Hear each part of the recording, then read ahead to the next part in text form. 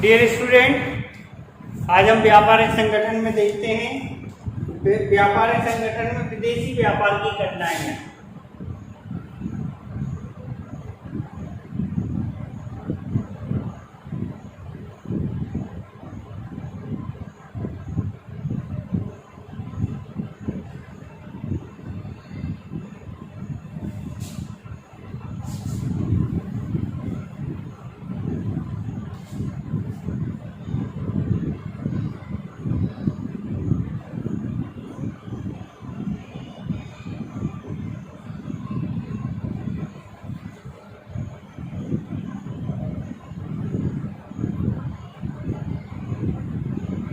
एक विदेशी व्यापार में कौन कौन सी कठिनाइयों का सामना करते हैं, इस बात का हम उल्लेख इस वीडियो में करेंगे।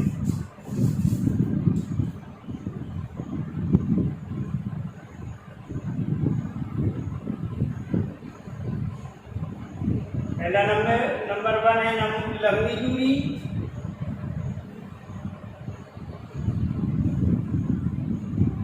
नियम, भाषा तथा प्रथा विनोना।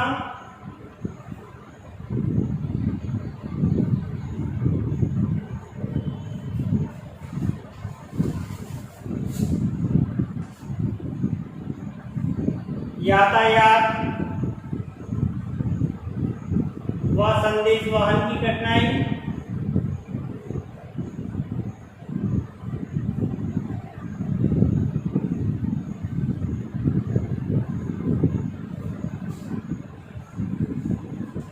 मार्ग की जोखिम।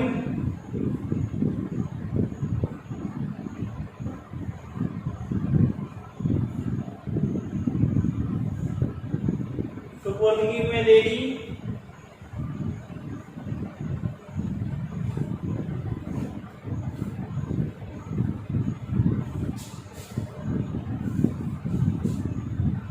भुगतान में कठिनाई।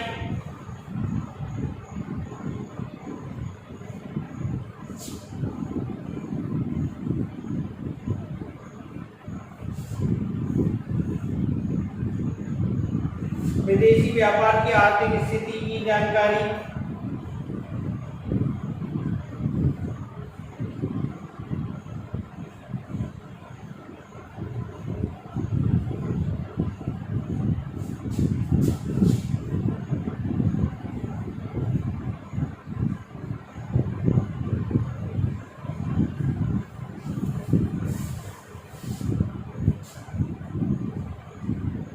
व्यक्तिगत संपर्क का अभाव।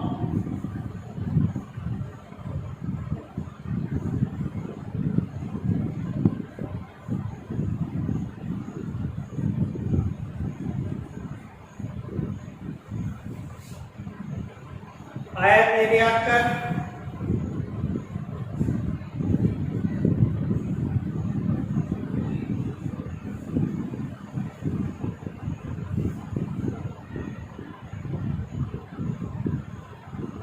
लाइसेंस प्राप्त करना।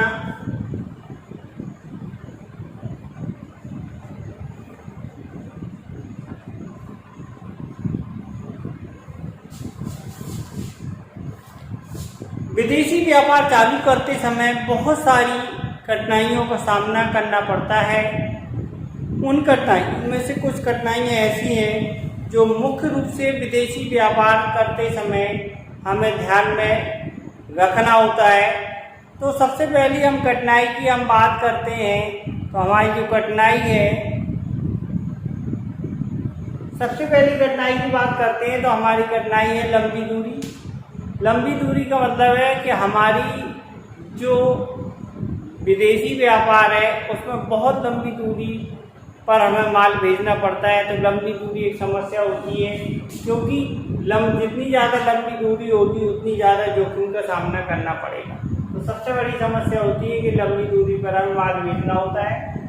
दूसरा नियम, भाषा तथा प्रथा विनोना। नियम का मतलब है विदेशी व्यापार करने के लिए हमें विशेष प्रकार के नियमों का पालन करना होता है, और उन विशेष प्रकार के नियमों का पालन करने के लिए विदेशी व्यापार के उन नियमों का पालन करके ही हम कर पाएंगे। साधारण व्यापार की तरह विदेशी व्यापार करना असंभव है।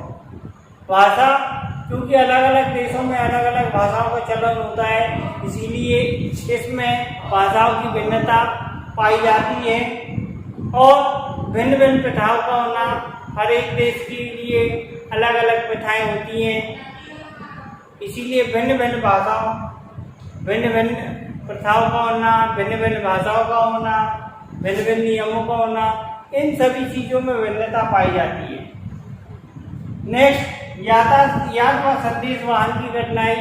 एक स्थान से दूसरे स्थान, लंबी दूरी पर एक स्थान से दूसरे स्थान पर माल भेजने में बहुत सारी जोखिम और कठिनाइयों का सामना करना पड़ता है, क्योंकि यातायात में भी हम भिन्न भिन्न यातायात का वायुयान, जलयान, सड़क यान, मोटर वाहन, रेलगाड़ी, इन सभी वाहनों का सहारा लेना पड़ता है और इनमें माल टूट के भी चांस रहते हैं, जोखिम भी ज़्यादा रहती है, तो दुर्घटना होने की संभावना भी रहती है। इन सभी चीज़ों का ध्यान रखना पड़ता है। मार्ग में जोखिम, क्योंकि माल ज़्यादा लंबी दूरी पर जाता है तो अधिकतर माल नष्ट होने या जोखिम या एक्सीडेंट होने, इन सभी चीज़ों की समस्या बनी रहती है।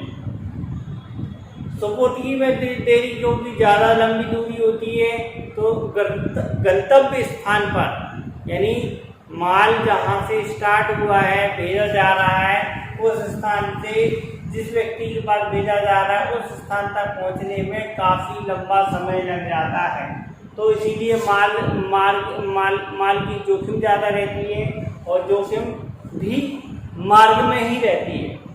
सुपुर्दगी में देरी, ज़्यादा देर लग जाती है वहाँ तक पहुँचते पहुँचते। भुगतान में कठिनाई, क्योंकि विदेशी व्यापार है, इसीलिए विदेशी व्यापार में भुगतान की कठिनाई बनी रहती है, समय पर भुगतान नहीं प्राप्त हो पाता है और ये सब मुख्य रूप से भुगतान की कठिनाई। भिन्न मुद्रा का होना, भुगतान उसी देश की मुद्रा में होना चाहिए, तो इस प्रकार की मुद्रा की एक्सचेंज रेट का परिवर्तन, तो ये सारी चीज़ें भी रहती हैं। विदेशी व्यापार में आर्थिक स्थिति की जानकारी। विदेशी व्यापार जब किया जाता है तो इस बात का पता नहीं होता है कि जब हम माल निर्यात करते हैं तो उस निर्यात करने वाली दिशा में आयातक देश की आर्थिक स्थिति, जो व्यक्ति व्यापारी माल खरीद रहा है या मंगा रहा है, उसकी आर्थिक स्थिति की सही और स्पष्ट जानकारी प्राप्त न होने के कारण ये समस्या बनी रहती है भुगतान। विदेशी व्यापार की आर्थिक स्थिति के बाद व्यक्तिगत संपर्क का अभाव। विदेशी व्यापार, क्योंकि दो देशों के मध्य बहुत ज़्यादा दूरी होने पर उनसे व्यक्तिगत रूप से मिलकर आना, उनसे संपर्क साधना कठिन होता है, तो इस वाले समय व्यक्तिगत संपर्क का भी अभाव विदेशी व्यापार में बना रहता है। आयात या निर्यात कर, क्योंकि विदेशी व्यापार से माल को आयात करने पर आयात कर और निर्यात करने पर निर्यात कर लगाया जाता है, तो आयात करने पर जब आयात कर लगाया जाता है और निर्यात करने पर निर्यात कर लगाया जाता है, तो इन दोनों करों की जो सरकार के द्वारा वसूल की जाने वाली राशि है वो अधिक होती है, जिससे कि उस वस्तु का मूल्य की कीमतें बढ़ जाती हैं, तो जिसका भार उपभोक्ता के ऊपर पड़ता है, तो सबसे बड़ी समस्या होती है आयात कर की और निर्यात कर की। लाइसेंस प्राप्त करना। विदेशी व्यापार, चाहे माल आयात करना हो चाहे निर्यात करना हो, इन दोनों ही कंडीशन में, माल आयात और निर्यात करने वाली कंडीशन में हमें लाइसेंस प्राप्त करना पड़ता है। जब हम जब तक हमें माल आयात करेंगे तो आयात का लाइसेंस चाहिए होगा, निर्यात करेंगे तो निर्यात का लाइसेंस प्राप्त चाहिए होगा। अगर हम बिना लाइसेंस के माल आयात निर्यात करते हैं, ये कानूनी जुर्म है। जब तक हमें आयात का लाइसेंस प्राप्त नहीं हो जाएगा तब तक हम विदेश से माल आयात नहीं कर पाएंगे, और जब तक हमें निर्यात करने का लाइसेंस प्राप्त नहीं होगा किसी दूसरे देश को माल निर्यात नहीं कर पाएंगे।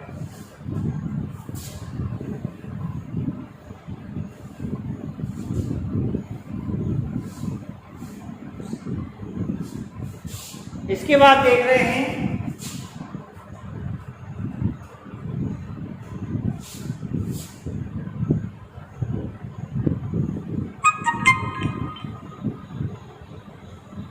मुद्रा संबंधी कठिनाई। युद्ध काल में कठिनाई,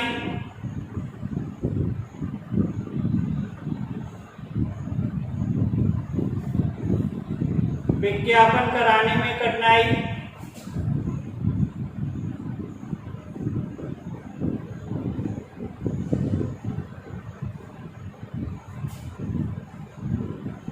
अनेकों औपचारिकताएं,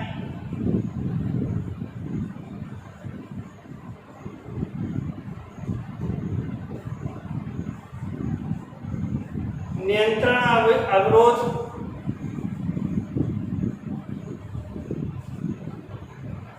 अधिक व्यय।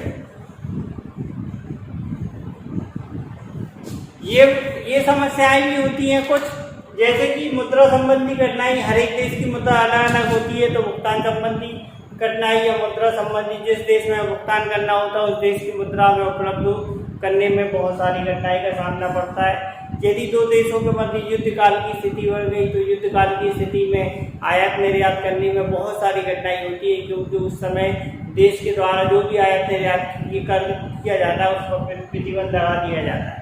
जब हम विदेशों को माल बेचते हैं तो वहाँ पे विज्ञापन करने में बहुत सारी कठिनाई होती है। बड़े बड़े विज्ञापन होते हैं, उनकी कॉस्ट बड़े स्तर पर आती है, बहुत ज़्यादा आती है। अनेक औपचारिकताएं, एक देश की औपचारिकताओं को पूरा करने के बाद ही हमें माल आयात और निर्यात करने वाली समस्याओं से निजात मिलती है, तभी हम माल का आयात और निर्यात कर पाएंगे। दूसरा, नियंत्रण अवरोध। एक देश के द्वारा दूसरे देश से जो भी माल आयात या निर्यात किया जा रहा है तो उसका जो उस देश की बॉर्डर सीमा है उस पर कंट्रोलिंग पावर ज़्यादा होती है, उसमें बहुत सारे अवरोध होते हैं। उन अवरोधों को पूर्ण करने के बाद ही हम आयात या निर्यात कर पाते हैं। और अधिक खर्च, जब हम विदेश को माल बेचते हैं तो उसको माल बेचने भेजने पर बहुत सारी बड़ी मात्रा में खर्च होता है। इस बात को भी हमें ध्यान में रखना होगा। तो ये सारी समस्याएं हमारा विदेशी व्यापार, जब भी हम माल का आयात या निर्यात करेंगे या विदेशी व्यापार करेंगे तो उस विदेशी व्यापार में हमें इन सभी कठिनाइयों का सामना करना है।